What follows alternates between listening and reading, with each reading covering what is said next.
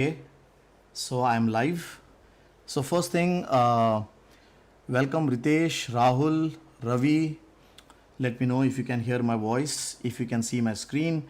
So today we are starting here with MVC core and Angular training part 1, right?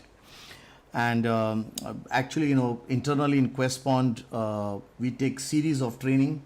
So like, for example, last week we completed like 15 lectures, I'm sorry, on data structures. We have Azure lectures which are going on, AZ900 and AZ204 and basic lectures. And as a revision series, I'm starting again MVC core and Angular inside Questpond. So I thought that, why not just go ahead on YouTube for the benefit of everyone, why not go ahead and take at least the first lecture for free to everyone, and if you can, we can look at how we can learn Angular, right? Yes. So hello Vishal, Ravi, Rameshwar, welcome everyone. Now let me know first thing, how many of you people are new to Angular and MVC core? I know that a lot of people probably here are experienced people, so for them, this course could be very, very basic, must be. But today my main goal over here is to just get you started with why really you have to do Angular, right? And what is so great about MVC core, which is not there in MVC 5 and our ASP.NET web forms, right? So my goal here is, to talk about the overall things regarding Angular MVC core, and then, we will continue with the lecture, right? Okay, so I'm going to go and share my screen out here. So first thing is, if you see the way, I'm sorry for this diagram out here, right? So if you look at the way the market is at this moment, if you say someone that, I want to do a project, people select a stack.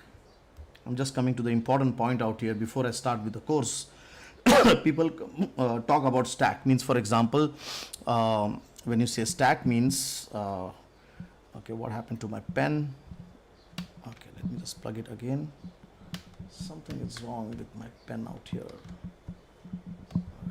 Hang on. Okay, my pen is, so, right. So, stack, you say it full stack or whatever, right? But the point here is that nowadays, people don't say that, okay, only ASP.NET web form or only MVC core. People want to see that a developer is a full stack, means he knows, some kind of a technology by which he can go and code his view. He knows how he can code his server side technology, right? So I can say here client side and server side, right? And definitely also database. So basically on client side, you can have developers, who will take probably React as their framework to do the UI coding. On the server side, probably they can take Java or they can take PHP or something else. And on the database side, they can take MongoDB, right? So this is one kind of a stack, right? Must be someone can take Angular, right? And the backend can be Node, and this database can be Postgre.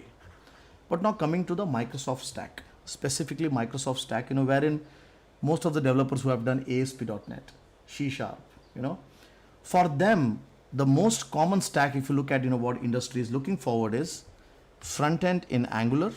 So you are good in Angular, you know how to go and create your UI in Angular. Backend MVC core. MVC core is a new thing.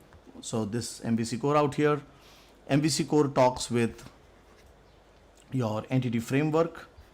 So EF core, right? And definitely all of this going into SQL Server, right? So if you look at the, I'm sorry. So if you look at the current Microsoft stack, right, or the popular Microsoft stack is server side ASP.NET Core, EF Core, SQL Server. SQL Server still remains the most popular database in Microsoft area, and Angular, right? And Angular is coming from Google. So this is the one thing which has come from Google, but this is all still the Microsoft stack, right? It's not that you cannot use Angular with Node or other technologies, but I'm just saying that the popular stack is Angular, right? And followed by it is React. followed by is React, right? I'm sorry for the cough here. It's Mumbai, it is raining a lot. So now the first thing, let us try to talk about that. What is so good about Angular? Why I have to do Angular? Why can't I use those old jQuery, right? Now, if you look at the way people used to code in jQuery or just core JavaScript is, over there, for example, let us say you create a model. Let us say you write your business logic in a function. For example, let us say you create this customer function out here. It has something like customer code, assume, right? Sorry, this is JavaScript. So let's say you have code, you have a name, right? If you want to go and bind this code with a text box, so in your HTML, let's say if you have a text box out here, right? And if you want to say that, okay, bind this text box with this code property, right? So in other words, what we are looking forward here is, this is your view. I'm sorry, this is the model. And between, you will write some kind of a code behind. You will write some kind of a binding code, right? So you will say, okay, on change of this event, I will do something document.get by element ID. I will go and set this. Must be, if you are doing jQuery, you will say hash and you will set this. When this data changes, you will again set this. So you end up writing lot of, I'm using the word code behind because a lot of people here probably are coming from Microsoft technology. I know, I'm very well aware that my YouTube channel has a lot of people who are coming from Microsoft. So this, I'm using the word code behind, but some people also say this code as the controller code. Why controller? Because it binds the view and the model. Some people also say this code as a presenter code. Some people say this code as a view model. Why? Because this binds the view model, right? So if you see here, I have to write a lot of code, on lost focus, on got focus, this, right? And that's where, Angular, React, Vue.js, these frameworks out there, promise you that you don't have to do so much hard work, right? So what you can do is you can do something like this. You can say your input type text, right? So you have, this is a pseudocode. Please understand, this is a pseudocode. So you have a JavaScript model out here, customer assume, and you want to bind with this code property. You don't have to do all that hard work. What you can do is you can say ng model is equal to, remember it is a pseudocode, cust.code. That's it. And automatically this ng model will do all that magic and connect this with this property out here. So when I type something in this text box, this object will be updated. And I can also define, what kind of binding I want. If I say that, oh, like only the data should go from here to here, or only the data should go from here to here, right? So also, there are lots of good bindings given out here and so on, right? So the goal of Angular is, the basic goal of Angular, if you ever go and look at the history of Angular, if you ever go and search, if you look at Angular 1, I'll just go and just Google Angular 1. If you ever go and search your Angular 1, just quickly for everyone's knowledge, Angular 1, remember that there is two basic versions of Angular. There is Angular 1 and then there is Angular 2 family, 2, 4, 6, or now we have Angular 10 as well. So if you look at this, this is the first website, angularjs.org. This is of Angular 1. This one is of Angular 1, right? If you go and see the new family, Angular, nowadays nobody talks Angular and AngularJS. So the new one is angular.io. That's angular.io, which is the new one, right? But even if you look at the old one, where they all started this journey, if you go and if you see, right, it clearly said, we are a MVW framework. So when they started this whole Angular thing, they said we are MVW. MVW means, very quickly, you have a view here, you have a model here, and you want someone to take care of this controller code. Some people call this as presenter, some people call this as view model, and Angular just went one step ahead and say whatever you call W. W means whatever. So MVW, W framework, right? And that's where Angular started. So the basic, so if you use Angular in your project, you don't have to really write those big lines of code. You just say ng model, bind it. Just say expression, got the data. You want to make an HTTP post, there is an HTTP component out there. You want to do validations, there is something out there. You want to go and define navigations, you want to go from one page to another page, routing is there. You want to do single page application, load children, this. You want to have an awesome compiler, you want to do this. It's like a full box of toolkits which makes your life easy, right? So that's why Angular is a preferred JavaScript framework which is used with MVC core. And I want to tell you some hidden secret also out here. Why is Angular so integrated with MVC core? And why not Vue.js? There are lots of other frameworks as well, right? If you look at the history of Angular, right?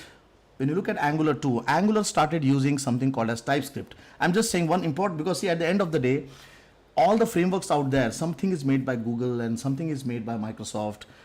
But at the end of the day, it is developers who develop internally, right? So if you look at the integration of the Angular team and the team of Microsoft called as TypeScript, it is awesome. So if you look at Angular, Angular uses something called as TypeScript. If you go to Angular website out here, for example, this is the Angular, right, website, and let us say I want to go to get started. You know, somewhere there was get started. Yeah, that's a get started. Let's say I want to start with Angular. That's a get started. The first thing, you know, if you go here and see the first code, I get started with Angular concepts. Let's say a component, right? We'll talk about this in our class, don't worry. If you see out here, you will see some code out here like class and implements, you know. This code, what you see out here, this TS, what you see out here is TypeScript. Now, TypeScript is created by Microsoft. It is created by the, you know, by the C# creator, the person who created C#, right?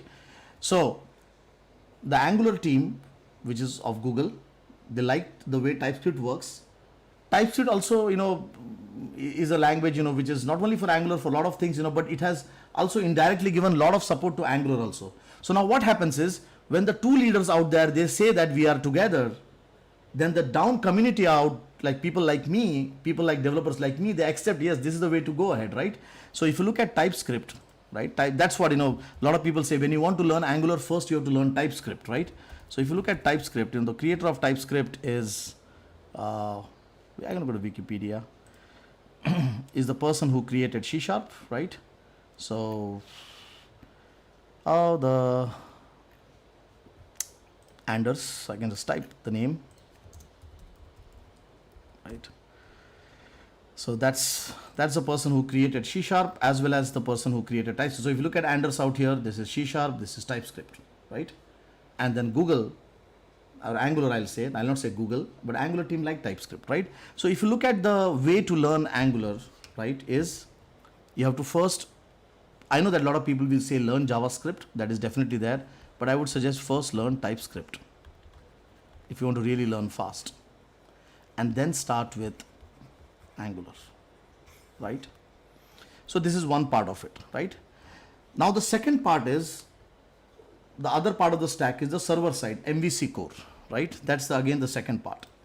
Now if you look at the MVC core thing out here, right? First thing, let's look at the Microsoft area, how it is expanding, right?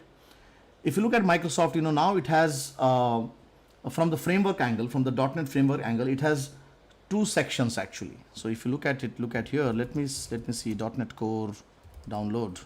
Let's see this. So let's go to the Microsoft homepage out here. Let's look at that, how this MVC core is evolving, and you can see the homepage right out there, and let's talk about it. So here it is.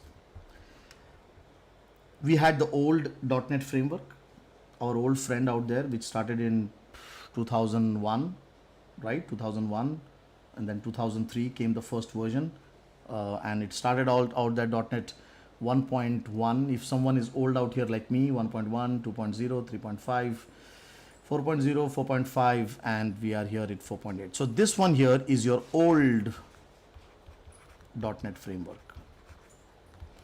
And I would like to tell you one news out here, and it's not a news, it's a reality, that after 4.8, X means 4.5, 4.6, 4.7, there is no .NET Framework 5.0. So this one here only runs on Windows. So till now, whatever products you have developed in WinForm and WPF and ASP.NET Web Form and MVC5, right? It is all running only on Windows. And this is the new kid out here, .NET Core, which is cross-platform. It is cross-platform, right? You can create applications, you can run on Linux, you can run on any other operating system, whatever it supports it, right? You can run on Windows, Linux, and so on. So in my course out here, we will not be discussing this anymore. We'll be discussing .NET Core. So this MVC Core, which is built on the top of .NET Core. So what they have done is, till now, they are just putting the naming convention as, when you say framework, you are talking about old things. So if you say .NET Framework, Windows, MVC5, Windows, .NET Core, cross-platform, MVC Core, cross-platform, right? So I'm going to go and leave, I'm going to leave this thing and we'll just focus on this. MVC Core, the current version is 3.1, they are targeting 5.0. I think 5.0 is already out there, and you can test it if you want, right? Now in this .NET Core, you can see there are certain setups out here. One is the .NET Core runtime, one is the .NET Core SDK, right?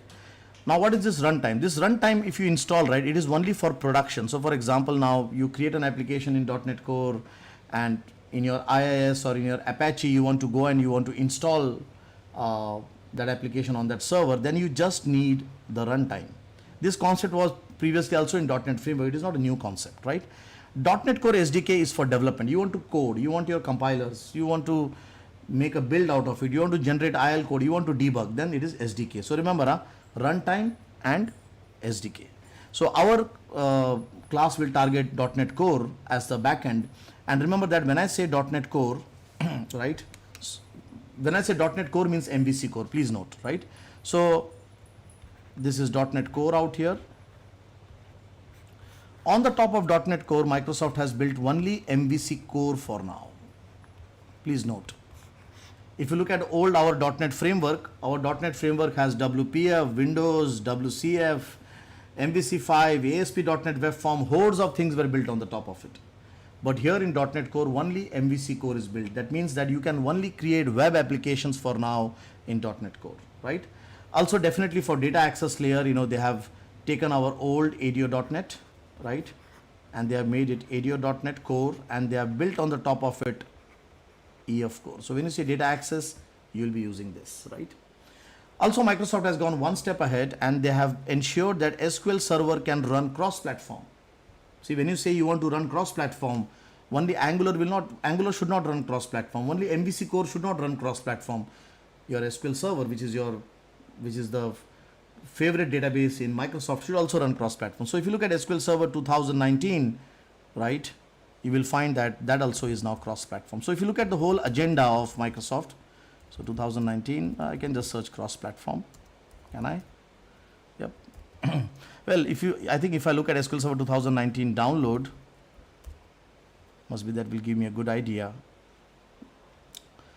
So this is on premise, and yeah, there it is. You can see that sentence out there: install SQL Server on Windows and Linux.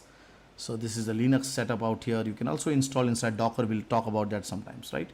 So basically, this whole training, which I'm going to target out here is Angular as a front end, so that my code behind is minimized.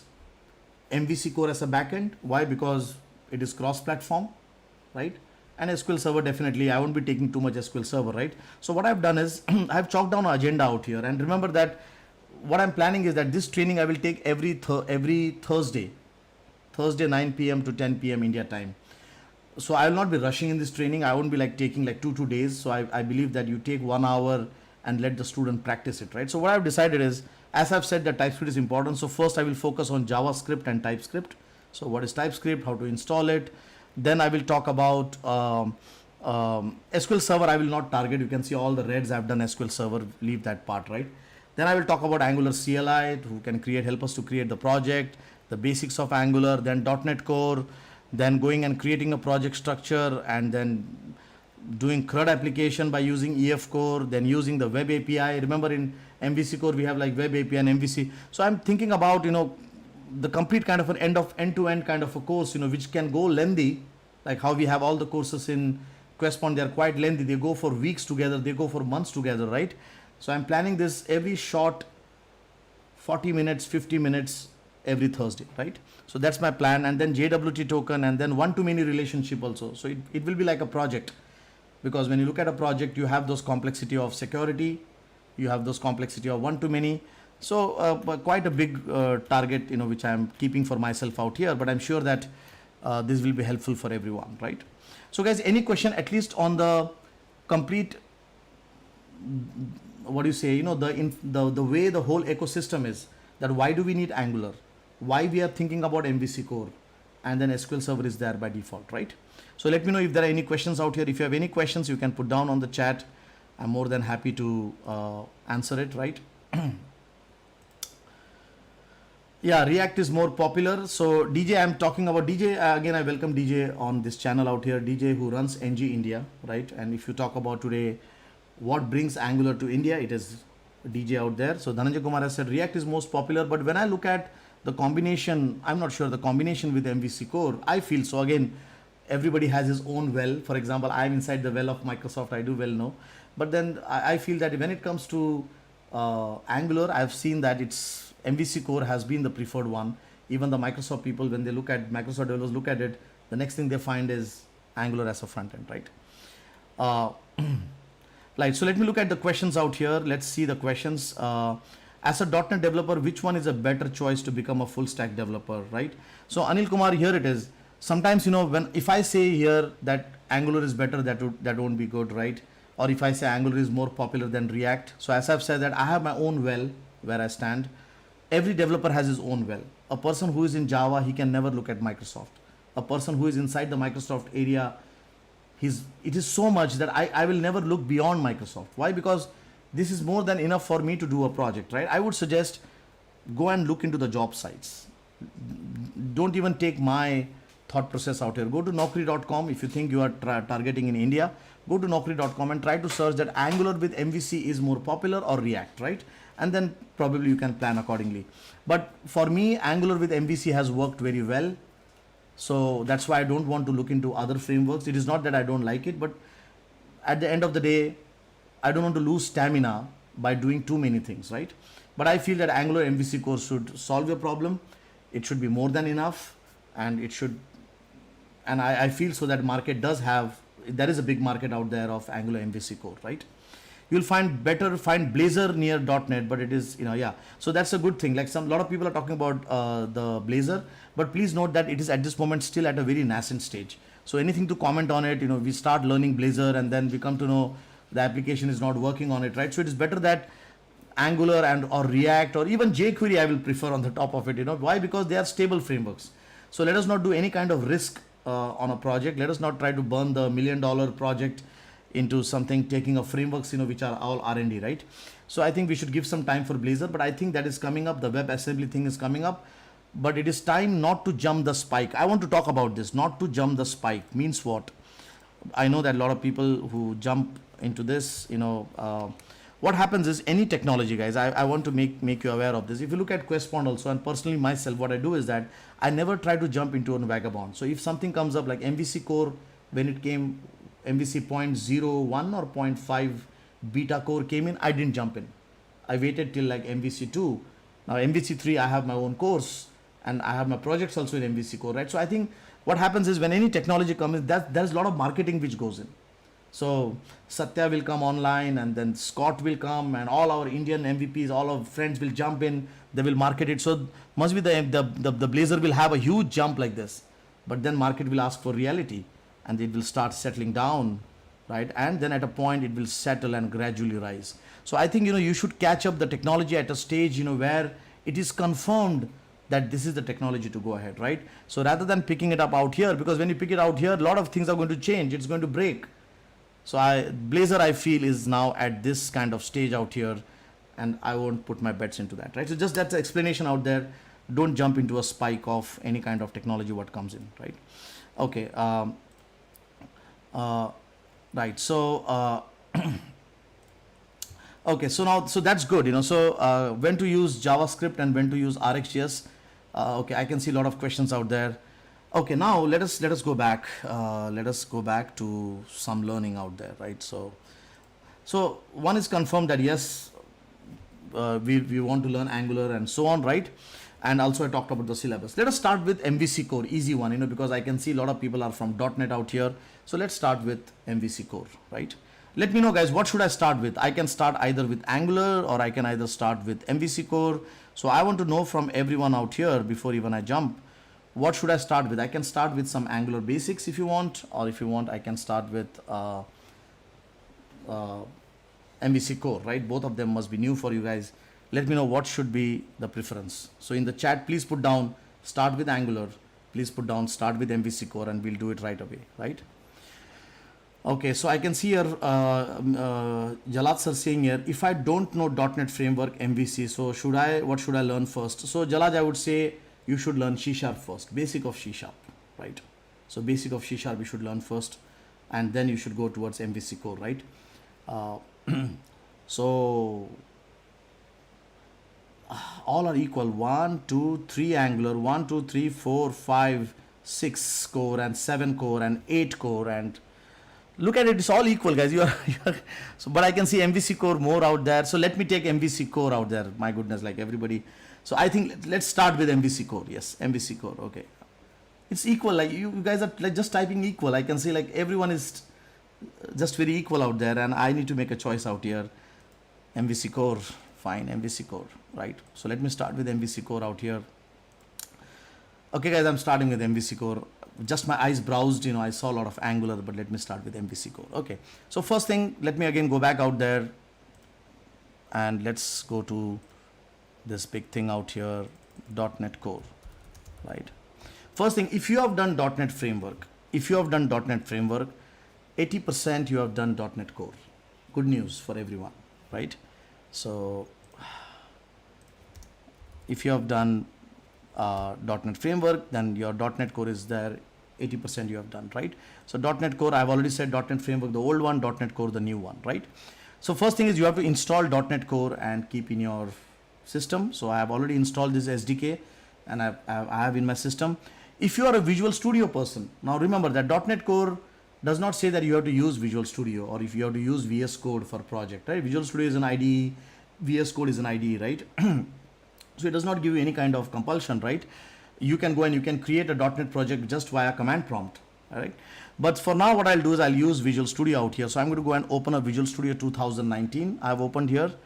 And if you use Visual Studio, then please ensure that you install the .NET core for Visual Studio as well. So remember that the .NET core for Visual Studio so that the templates actually work properly, right? So if you look at this .NET core, so remember there are 2 downloads out here. I think they've combined it now. So yeah, install this .NET Core SDK, right? So I'm going to go and open up Visual Studio 2019. Now remember, in this you will find 2 kinds of developers. One is people who are the old guys who started with Visual Studio. For example, I started with Visual Studio VB4, I'm sorry, and those VC++ 3.0. So I'm completely like hypnotized by Visual Studio. I can't see any other IDE than Visual Studio. I'm sorry, it's just a human nature. I've just flown away with that flow. So I was with Visual Studio. I did VB6 in that, VB4, VC++. When I came to .NET, I can't look at any other tools out there. I just flown with Visual Studio. And today also, when .NET Core is there, it is still Visual Studio for me, right? It's just a habit, or must be I am more efficient in doing things with Visual Studio, right? But now remember that .NET Core is cross-platform. .NET Core is cross-platform. So in this, we will have another kind of people out here who are coming in who are non-Microsoft. So .NET Core says I can run anywhere, right? So first thing, all those old Visual Studio lovers, right, will be doing Visual Studio. But what about, people who are coming from Linux, people who are coming from Java, or people who are like Visual Studio does not run on Windows or on Linux, right? So for that, we have VS Code, right?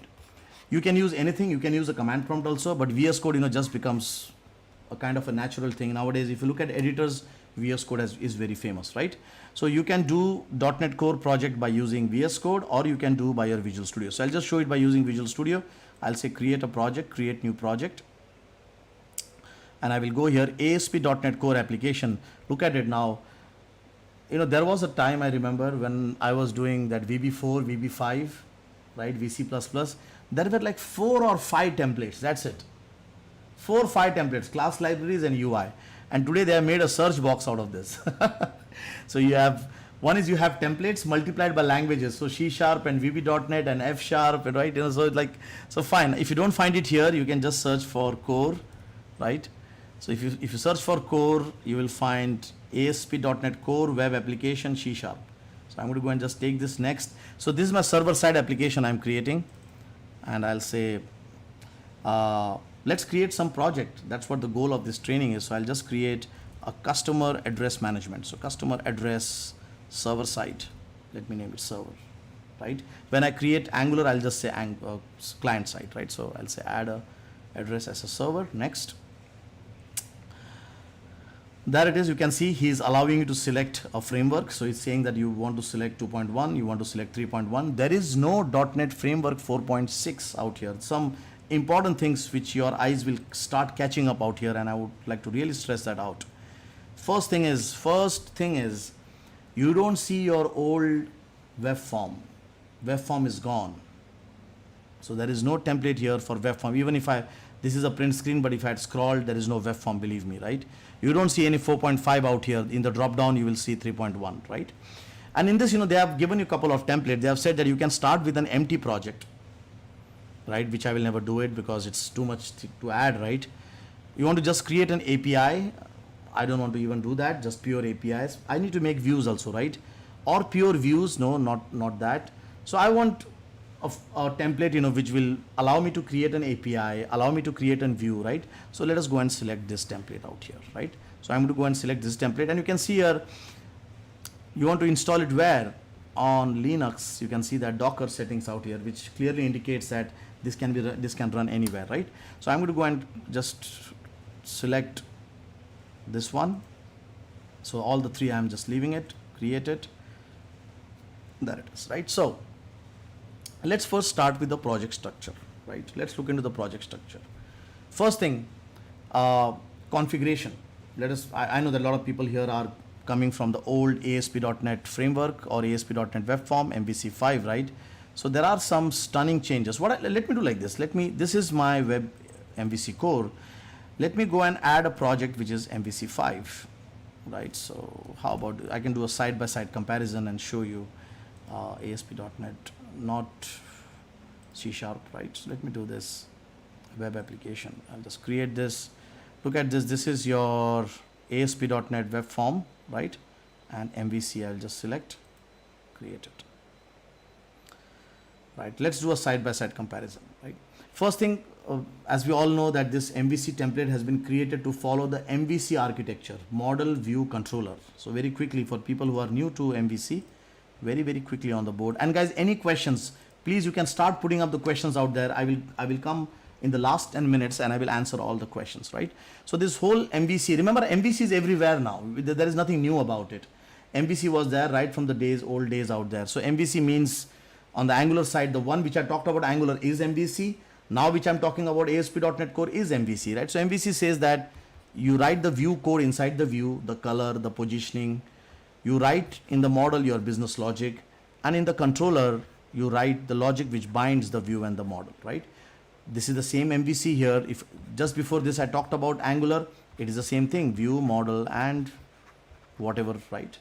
So you can think about that Angular is the browser's MVC. And you can think about ASP.NET MVC is the server side's MVC, right?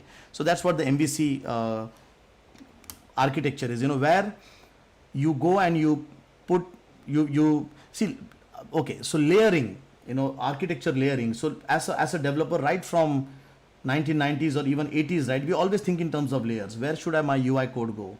Where should my business logic go? Where should my validation go, right? So here, it just gives you a perspective saying that put the view code inside view, put the business logic inside model, and put the binding code inside controller. That's what it says, right?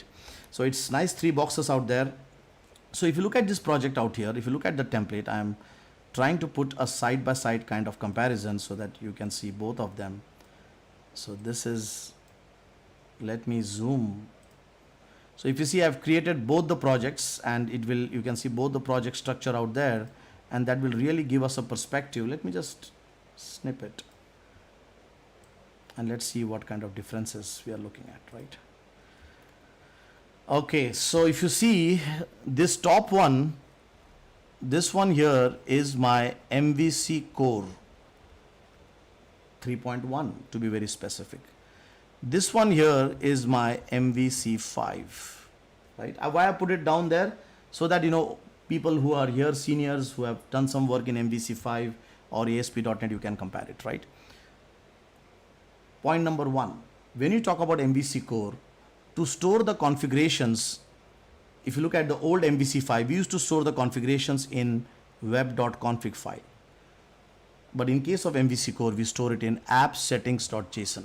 So I'm going to go and put a comparison also here to save settings, right? So this is MVC core and this is MVC 5. So in MVC core, the settings are stored in, wow, my pen, what happened to my pen? Right. So here we are using the app settings, and here we are using the old web.config file. Remember that this web.config file was an XML file, but here the structure is JSON. First difference you will find.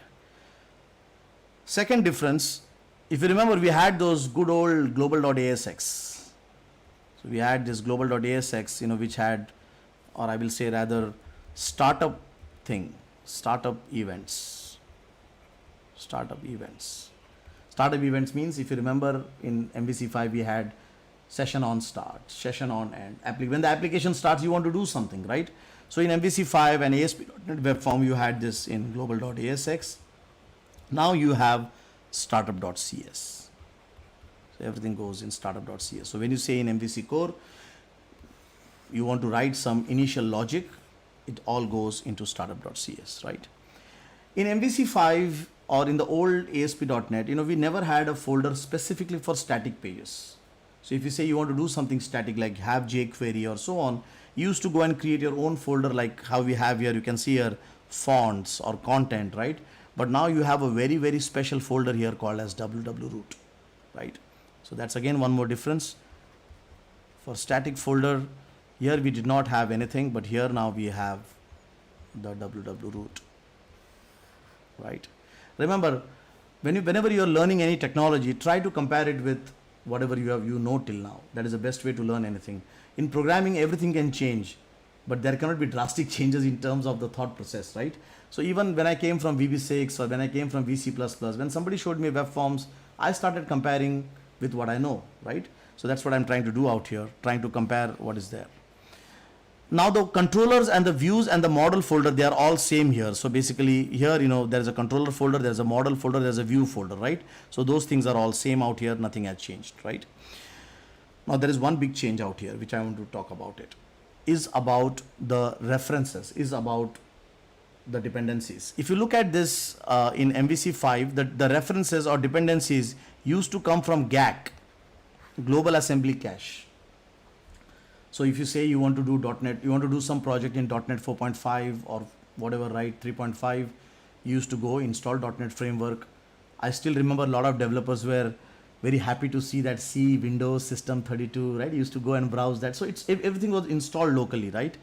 But now think about it. We don't have any C, Windows, System 32 in Linux. So definitely GAC is out of question. If you are Moto or if your goal is to go cross-platform, you cannot have the word Windows anywhere in .NET Core, right? So what they did in .NET Core is, if you want to get any dependencies, you have to get it from online. So here, when it comes to dependencies, right, everything comes from NuGet or Nugget. I don't know like how do you spell it, but NuGet. NuGet means what? NuGet helps you to go online and take the dependencies and put it into a local folder. But in case of the old .NET framework, something can come from NuGet, but most of the things are into GAC, right? Global Assembly Cache. Okay. So installed locally, in short, right? So that is again one more thing. This is a very important thing here. The next thing, when you go and if you look at the code, if you look at the way, let's look at MVC5. If you look at MVC5, for instance, over here. This is MVC 5. So system.web.mvc, good, right? But now let us say I see a system.web.security, okay? But now inside security, I want to go and get a specific algorithm. That is not possible here. Why? Because the way the classes were built out here were big classes, one bulk classes, right? In .NET Core or in MVC Core, what they did is they took the same security and said, okay, algorithm des, algorithm pes, this JWT token, small pieces more. So if you look at the namespaces out here, right? If you look at .NET Core, I'll show you, so here you can see, let's look at, if you see out here, first thing, things have changed. It is Microsoft ASP.NET Core.MVC, right? But now I do have an option saying that, okay, dot and what more? Okay, security. For example, let's do this using, so the .NET Core framework is broken down into more smaller pieces so that you have less footprint, memory footprint. That makes .NET Core more faster, right?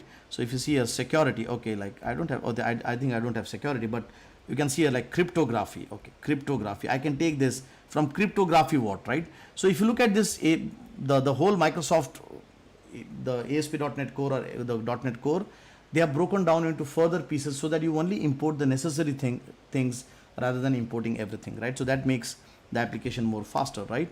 So I can see here, I don't know how the architecture here, or I will say the logical breakup, right? Here it is more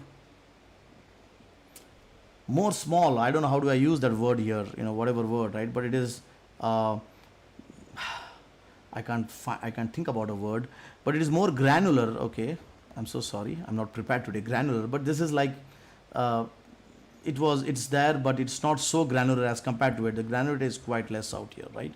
And because of this, your memory footprint comes down, your application becomes faster, right? So that is one. Right. Okay. Now one more thing. If we are dreaming that .NET Core, not dreaming, it is a reality now. If we are saying that .NET Core can run on any platform, then the first thing he has to get rid of is, he has to get rid of his girlfriend, that is IIS. If you look at this ASP.NET framework, it is so tied up with IIS. It just runs inside IIS and nothing else, right? So somewhere it has to get rid of IIS, right? And that's where we have, what they have done is, they have shipped an extra, how you can say, like server out here called as Kestrel. So if you look at this startup.cs file, remember I said startup.cs file is where things will actually start up, or what I can do is, rather than startup.cs, let me go to program.cs. So when this program.cs, when the application runs first time, you will find that he is going and he is doing some use startup out here. This method out here starts something called as Kestrel, right? So there is here, from the web server perspective, they have their own built-in server here called as Kestrel, but here, this guy was always tied up with IIS, right? And this Kestrel, what happens is, this Kestrel acts like a front-end proxy. So whenever anybody sends a request, the Kestrel will the Kestrel will, sorry. So first, when any request comes in, it will come to your main server. It can be IIS, it can be Apache, right? But later on, when it comes to .NET Core or MVC Core, this web server will forward the request to Kestrel. And Kestrel will say, I know where the startup.cs file is. I know how to do dependency injection. I know how to go and load this EF core and etc. Right? So he goes and he loads those things out here and then gives a response to IIS. So basically what they have done out here is they have followed, how do you say, the front end proxy kind of concept out here. So if you look at the Kestrel architecture, if you ever Google around, so very quickly, remember guys, whenever you're learning any technology, first learn the ecosystem. Coding is very easy. Let me tell you, when we go to the second class and third class, you are in, but then the thought process is important, right? So if you look at the Kestrel architecture,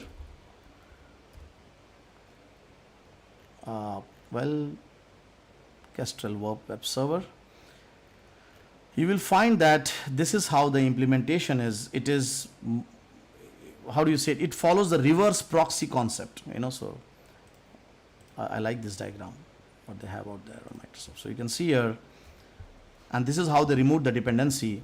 So they said that, okay, like, so the HTTP request will come here, and here you can have IIS, you can have Nginx, you can have Apache, you can have whatever you wish, right? But when it comes to parsing ASP.NET Core, that will be done by this guy, Kestrel.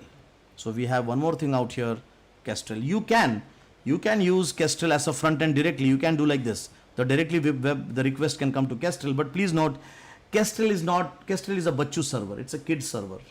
So it does not have those, how do you say, those capability like IIS, to do connect application pooling, or to do, to create, to have security or authentic. It does not have all those things, So IIS and Nginx and Apache are there for years together. They have stood their test, right? So I think the front-end proxy servers should always be some strong and time-tested server, but you can't run ASP.NET Core without Kestrel, and that is by default installed, right? So Kestrel. So again, just coming back to the differences, we have Kestrel out here, right? And the biggest other difference I can put out here is that MVC Core, we are having more jobs, and MVC5 we have less jobs, right? So we have to do MVC Core, right? So that is the basic understanding out here. So very quickly, coming back to the, so I'm going to go and remove now this, right? I'll remove this. So here it is. Very, very quickly, I'll just iterate through the basic structure of MVC Core. I'm removing MVC5 from the project, right? So here it is. So first thing, controllers code inside controller, models code inside model, views code, that is different. WW root, all static content. You can see CSS, your JS, everything out here. Everything comes from Nugget. So you can see here, the small windows out here, which all is pointing towards Nugget, right? App settings.json, where you will store your configuration. So over here, I will say connection string. So you can see everything is JSON. Let me, I'll not say aggressively, but blatantly tell you that Microsoft is trying to just follow what the JavaScript frameworks are trying to follow. If you look at all the JavaScript frameworks out there, like Angular, etc., they put their configuration in JSON file. So these guys have moved from that web.config XML to JSON. I feel so. This is my feeling, guys. Let's not take it negative. I feel so that Microsoft should have stuck to those XML. It's okay, right? Your configuration is in XML or in CSV. How does it matter, right? They should have, for some of the things, they should have just stuck to that old things. It was okay. It was not so bad, right? And second, one of the questions which comes to my mind is that why are you so late in coming cross-platform? It's just a question from a Microsoft developer perspective. This should have happened during the Java times. So I feel so that this MVC Core is good. I know that they are trying to do good things out there, but I feel somewhere down below, a lot of those design decisions, I feel so that must be they should have done it like long time back. I don't know what the problem was. It's not that technically Microsoft does not have the capability. But the second thing is, some of those old things are still good. Like for example, they have still continued with that chproj file. Remember, we had a chproj file, the .sln file. So if you see here, they have continued with this, and that was okay. So why we have to continue with JSON? Why not just stick to that old XML? It's okay. It's not so bad. And remember that XML, at the end of the day, how much data you will store in configuration, right? So if you see some of things they followed, for example, this chproj file is still out there. You can edit the chproj file. This is your old chproj file still out there, right? But they made some decisions by looking at the market or by looking at their competitor, right? So whatever, app setting.json, where you store the configuration. Startup.cs is where is all your startup is. So you will see here there are primarily two methods, configure services and configure. We'll see this in the next class. Configure services is there is a configure services, which is, so if you look at configure services, here you add the service and here you configure the service. So for example, you add MVC here, but his routing is configured out here. So that is the configure services. So startup.cs replaces global.asx. There is a program.cs out here. If you remember your console applications or WinForm had this. So the program.cs actually kicks off Kestrel. It first starts Kestrel and tells to Kestrel that the startup is startup.cs, and from there Kestrel starts, right? So that is the overall project structure out here. Configuration, static content, controllers, views, models, and Nugget, right? So let me know any questions. If you have any questions, please put down on the chat out there. I know that this is the first class. I don't want to make it very stressful. And here is a good news for everyone. So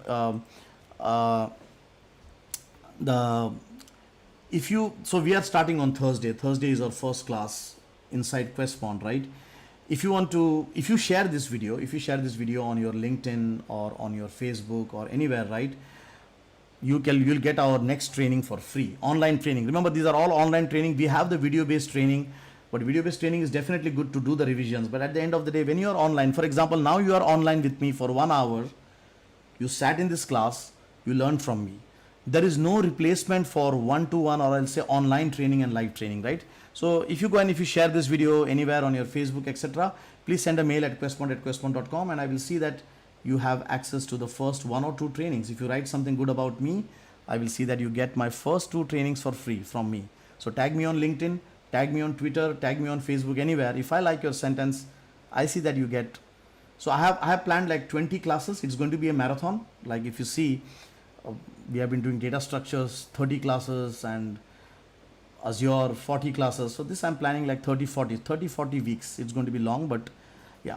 So again, let's see the questions out here. Let me take up all the, you can ask higher end questions also, guys. You can ask me questions about JWT token. You can ask me questions about design pattern. I'm more than happy to talk about it. Yeah, modular, granular, Dashang. I'm so sorry. English is my second language. So sometimes I just don't find words out there. Right. So fine. Let us see from the top. Please start with MVC. So I've started the MVC. The problem is VS is still 32-bit process. I will prefer Rider for Linux and Mac. Yeah, Shreyas. So that is all out there. You can use because the .NET Core commands are you can fire from command line. .NET run, .NET build, right? Yeah, you can use your own Edit Plus, or if you want, you can use your own VI editor. Please do forms authentication. So Dashang, here it is. Nowadays, like with MVC Core, forms authentication has gone off. People use something called a JWT token. Just to answer your question, I can see a message here. Forms authentication. See, remember that forms authentication is gone away from MVC Core. OAuth, OpenID Connect, those kind of new terminologies are coming in where we say that, okay, Facebook integrates with LinkedIn, right? So such kind of scenarios can only be done if you have a proper JWT token with OAuth enabled, right? So if you look at MVC Core, people use JWT token, right? Yeah, Dashang, but that's the 4th lecture or the 5th lecture, not today. So it's today 4th. Okay, so fragmented, modular. Yeah, so I answered it. Granular. Is there a performance penalty when we host .NET Core in a server that has IIS, example Apache? No, Pritesh, I don't think so. Any kind of penalty is there. It runs quite well, right? No, it does not make request processing slow. Please go and read the Kestrel architecture. A lot of things are cached. Remember, the IL code compiling is cached. Kestrel, if you look at it's not like it's definitely port to port, but it is not that slow. It is not a port running on a different machine. Please understand. It is port running on the same machine. So it's literally going to home and pinging back. So you don't have to worry about the performance, right? It's only for request. Is bundling and minification available in .NET Core? Very good question from Pritesh Ranjan here. See, nowadays when you talk about bundling and minification, I remember that in MVC5 we had that. Now you don't have to do anything. When you take frameworks like Angular, when you take frameworks like React, already this bundling and compilation and crunching and crushing is a part of the compiler. So when you go to Angular, you say ng build -- prod, it will just make a very compressed production code out there, right? XML makes the large files, yeah, I understand, Shreyas. So what the Shreyas is saying, like, see, XML makes the file large, but hard disk is not so costly. I'm not saying that JSON is not good. I like JSON, but I'm just saying that why waste time on that? Why they wouldn't have used the same old app configuration and focused on something more better in .NET Core, right? First thing, let me tell you that I like the way Microsoft is moving. It's been almost like 25 years, and I'm really glad that I work on Microsoft products. My family feeds on Microsoft. I earn money on Microsoft. My life is good with Microsoft. It's not that something I don't like, but only sometimes I feel that Why spend money on this kind of things? Why not do that, right? But at the end of the day, they are definitely big companies. There are big people out there sitting. They have made a decision better. I just said my point of view out there. Okay. Role-based authentication. Role-based authentication, right? Okay, so role-based authentication. A lot of people are asking about the Thursday class. Please, what you can do is you can do one thing. Go and share this video, this YouTube channel video out there on your Facebook, etc. I will give the access of the first 2 class for free. Don't worry about it, right? It's not that. At least you will start with MVC Core Angular. Let me assure that, right? So you don't have to worry about that. Sir, are you asking for money? I'll ask for some money, right? I have a family to feed, but at the same time, I want to see that you at least start with MVC Core somewhere. It's not that you have to start from me. You can start from Udemy if you wish. You can start from YouTube if you wish, right? But start learning somewhere. How is JWT token working? So, Dashang, that's a very small question, but with a big answer. Okay. Okay, can we redirect from MVC Core to Angular with a single link? So let me answer this, Somnath. Angular is client side, so you can't redirect to anywhere. If you want to redirect, then from Angular to Angular you will redirect, and MVC will be only for getting data. So Somnath sir, what I will say that please try to just do more MVC, you will get your answer, but you cannot redirect from MVC Core to Angular. Angular will run with MVC side by side. So it is not that Angular is different and MVC is different. No, Angular is the client side of MVC, JavaScript side. So from JavaScript, you cannot redirect to ASP.NET, right? So those kind of things will not happen. I think if you just try to understand the way JavaScript PostGet works, you will get the clarification. Okay, Dashang here, for 6 years .NET developer, is it good to do a DevOps course for higher salary? Okay, so I know that some questions are coming which are non-technical, but let me answer it. Higher salary. First thing, okay, that higher salary is, I know that a lot of people feel that if I do DevOps or if I do Azure, I'll get a higher salary. It's not like that.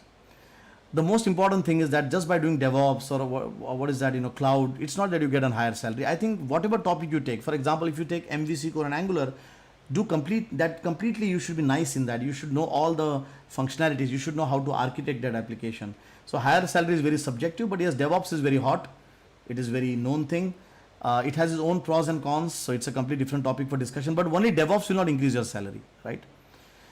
What is .NET Core in? I know that now a lot of people are asking. Any questions, guys? At least on the basic part out there. I wish I can take every day, every week free training on YouTube, right? So it's just that because I can see a lot of people are excited out here. Let me see how I can, in my channel at least, how I can help you guys. Where Kestrel resides in server.NET request. So I'm not answering that question. Some of the questions are coming. Don't send a personal question. You can send it on the global chat. Where Kestrel resides to serve .NET request. Kestrel resides inside the process, inside where the process runs. So when that MVC Core process starts, Kestrel resides inside it. Kestrel runs inside it. What is Docker in MVC Core? So Docker is nothing but now, okay, let me answer this question, Docker. I know that this topic is quite hot out there, right? But I would suggest everyone, please first learn MVC Core. Don't run towards Docker or machine learning. Don't look at others' plate. There are a lot of things out here which is happening. So I have seen a lot of people who are working for 10 years in .NET framework. Suddenly they feel one day, oh, like I should be doing Node. You don't have to do Node. Microsoft is doing awesome. You have to just stick to what it is doing and become better in that. Guys, let me talk about this Docker microservices. What is this word out here? So now think about it. You have an application out there. Your application has inventory. On inventory, 2 developers are working. Then you have a payroll system. Let's say it's an ERP system. On this, 5 developers are working. You have accounting system, some developer, and this all is your ERP. Very quickly, what makes Docker nowadays very awesome, right? Now, and this inventory has some of its tables, the payroll has some of its tables, but in a application, what you do is that you create one big database out here, right? Now think about it. The inventory person makes a change. The payroll people also get affected. Accounting people also get affected. They have to do a get latest. You have to shout in the morning.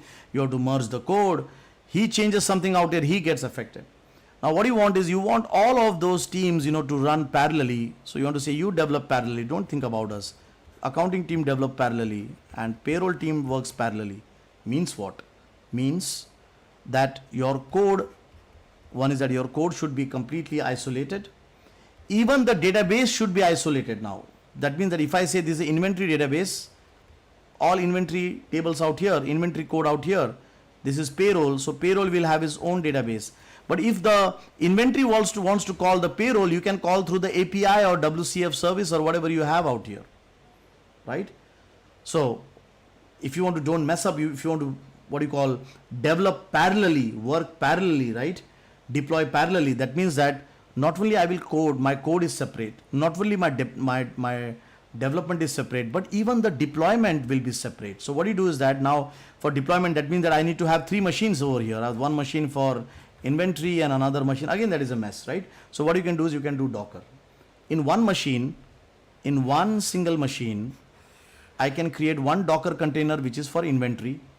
I can create one Docker container which is for payroll, and I can create one Docker container for this. So in the same hardware, I am running 3 applications. When the inventory deploys, the accounting people don't have to worry. When accounting goes down, the inventory people don't have to worry, right? And everything runs parallelly as self-contained systems. So that's what exactly is Docker, right? Docker is not heavy like a virtual machine. If you look at a lot of people will say, hey, is this a virtual machine? No, it's not a virtual machine.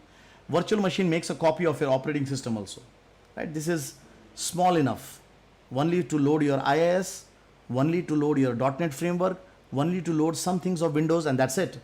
Small running instances, right? So that's what is Docker. But I would suggest, as I've again said, before doing Docker, etc., please first do basic programming of MVC Core Angular. So guys, that brings us to the end of the session. I know that I have surpassed my 1 hour. Again, I repeat, go and share this video on your Instagram, on your Facebook, on your LinkedIn, and tag me. My name is Shivprasad Koirala. Tag me, right? If I really like your sentence, your statement out there, something you know about me, must be you like my .NET book or something, if you just highlight it out there, I'll see that you get the first 2 trainings from my side for free. One training you will get it for free as usual, but let me see that if you can just excite me, right? And remember that what excites me is technology. So anything you know about me, about my technology, about Questpond, just try to tweet out there, right? Again, guys, I want to just make one small announcement out here. On this channel today, we are also starting with an architecture course. So inside Questpond, every Thursday I am going to do MVC Core Angular. Every Saturday we are doing AZ204 Higher and Azure. Every Tuesday architecture course, right? So today's first lecture is again free on this channel in the evening. I think it is at 9 p.m. to 10 p.m. There we'll be talking about design patterns, we'll be talking about architecture patterns, we'll be talking about domain-driven development, UML, Unified Modeling Language, how to go and create a nice architecture, onion architecture, and so on, right? There's a question from Piyush here. Questpond support, can you please flash, when is today's evening's training, so that people know about it. So let me take some question. Is threading different from async await? Yes, Sagar, threading is very different from async and await. Sagar, you can go and see in this channel, we have a video, async versus threads, right? So please do have a look at the video. A question from Shreyas here. Both .NET and Docker are separate things, right? They are separate things. Docker is inside which .NET will run. Question from Piyush here. Is Docker also supports old .NET application? Absolutely.